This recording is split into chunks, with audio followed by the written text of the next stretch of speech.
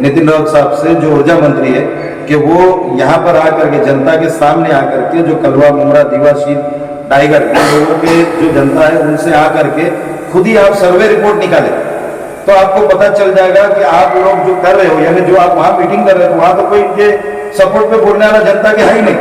क्योंकि ये तो सब मिली भगत में चल रहा है। क्योंकि जनता खुद देखेगी अब की बार कि ना थोड़ा थोड़ा मारने से अच्छा या पूरा मारो या फिर ना उनको संभालो। और वोट में अगर शर्म आती होगी आपको कि अगर जनता की तकलीफ को आप समझना चाहते हो, तो ऊर्जा मंत्री से मैं वापस से रिक्वेस्ट करूंगा कि ना पीडी कैंसिल कराओ और जो आम जनता पे जो एफआईआर की जाती है वो कैंसिल कराओ। और टोरेंट के खिलाफ क्रॉस में अगर एक मंत्री पे भी केस होता है ना, क्रॉस केस में एक आम जनता वाला, अगर जनता का एक आदमी होगा वो अगर केस करता है तो मंत्री में भी क्रॉस होता है। तो ये कौन सा ऐसा नया कानून निकला है जिसमें ना टोरेंट के खिलाफ केस नहीं? मीटिंग का जो मुद्दा है वो हमको समझ में नहीं आया। अभी नितिन राउत साहब से हमारी तो सबसे पहले ये विनंती है कि वो जनता के हक में पीडी कैंसिल करने का है ना, वहां से अगर उनका फरमान होगा तो ज्यादा बेहतर है। और जो जनता पे एफआईआर हो रही है वो एफआईआर बंद होना चाहिए उसके लेकर के, क्योंकि वहां पे आज है ना जनता ये देखेगी कि जो एनओसी वगैरह दिया गया है यहाँ से, जो एमएलए साहब ने, ये लोग ने जो है वहां पे दिया हुआ है कि सामने से कि भाई ये हमको ना एनओसी मिली थी और हमने टोरेंट को आने का चांस दिया, तो वो टोरेंट जो आई है उसके लेकर के जो जनता को भी पता चलना चाहिए। और बहुत से ऐसे लोग थे जिन्होंने ना इनको समर्थन दिया, हामी भरी, जो ये लोग ने दीवा कलवा मुमरा शील टाइगर के लोग जो है इनको परमिशन दिए, और जनता भी जानना चाहती है कि भाई ये कहाँ से हो रहा है। तो हमारा मुद्दा उसमें ये बात का है कि ना अगर जो नितिन राउत साहब जो है,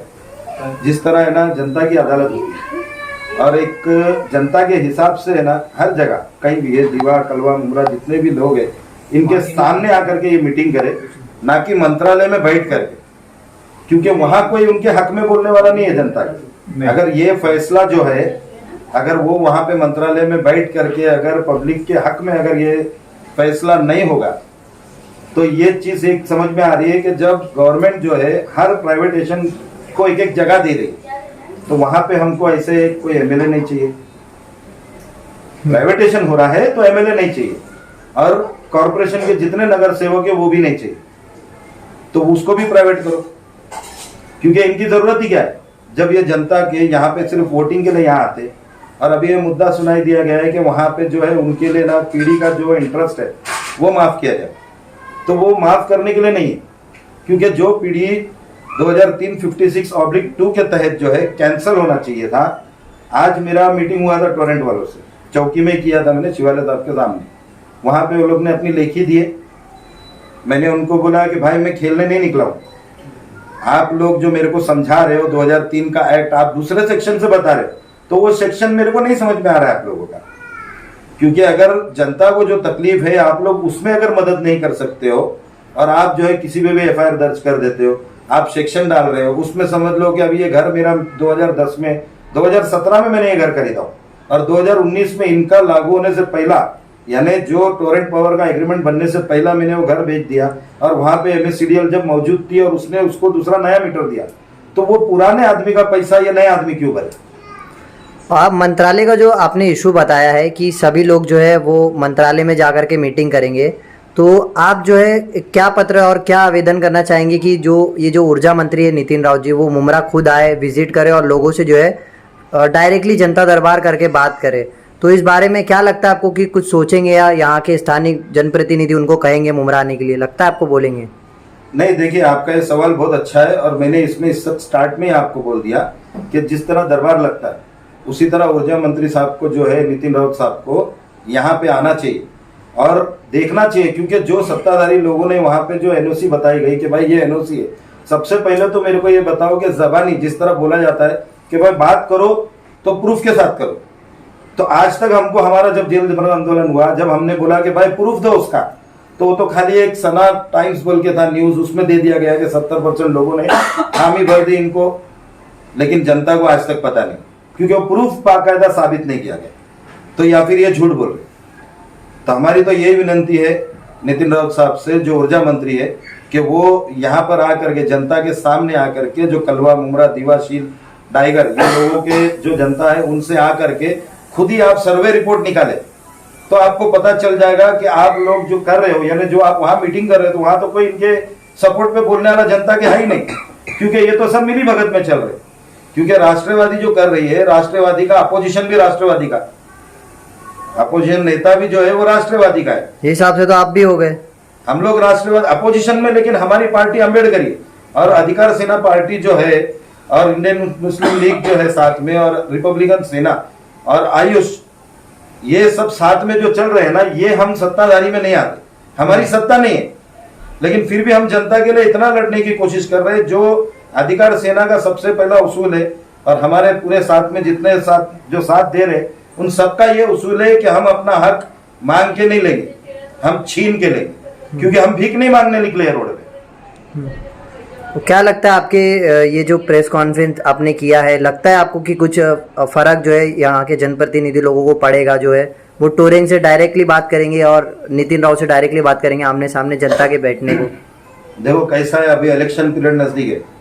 अब यहाँ पर ये लोग जो है अगर एक नया लॉलीपॉप लाके देंगे कि भाई हमने ना उसका पीढ़ी का जो ब्याज है वो हम कम कराए, तो इसमें आम जनता को खुद समझ में आ जाएगा कि यहाँ का एमएलए जो है उनके साथ में है, वो मंत्री भी है। अगर वो उस चीज में अगर वो उसको ये समझ में आ जाए कि जनता चाहती है कि भाई हमको तकलीफ से हमारा एमएलए निकाले, हमारे कॉर्पोरेशन में जितने नगर सेवक है वो हमारी मदद करे, अगर वो नहीं करते हैं तो इस बार मेरे को लगता नहीं है कि मुश्किल है फिर ये टाइम पे राष्ट्रवादी का एंट्री होना। क्योंकि अच्छा, आधे से ज्यादा पब्लिक जो जनता है वो किसी को वोट डालने से पहले 1000 बार सोचेगी कि भाई, और यहाँ पे एक और मुद्दा लगा है कि यहाँ पे हमारी जो है मुसलमान आबादी 90% है या 80% पकड़ लो। अब उसमें यह बोला गया है कि मुसलमान बिक जाता है,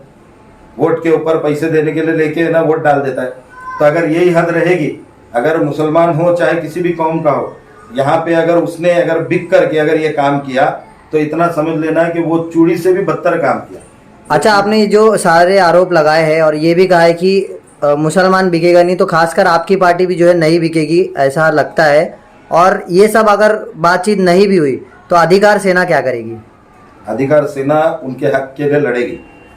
हाँ। अधिकार सेना जितना हो सके, और हम लोग जो है लड़ तो सभी लोग रहे, आपका क्या रहेगा? सर्च करने जा रहे हैं हम लोग, PIL की तैयारी में। अभी जो मेरी टोरेंट अभी मैं गया था मुमरा स्टेशन,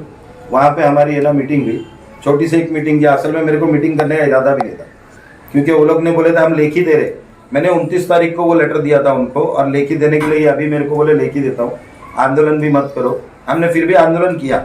लेकिन अभी लेखी देने के लिए हमको परसों ये लोग ने कॉल किए थे कि बोले ले लो। मैंने बोला भाई चौकी में मेरी मीटिंग हो रही है तो आप वहीं पे आओ, वहीं लेखी दे देना। तो उन्होंने वहां पर मेरे को लेखी दे दिए,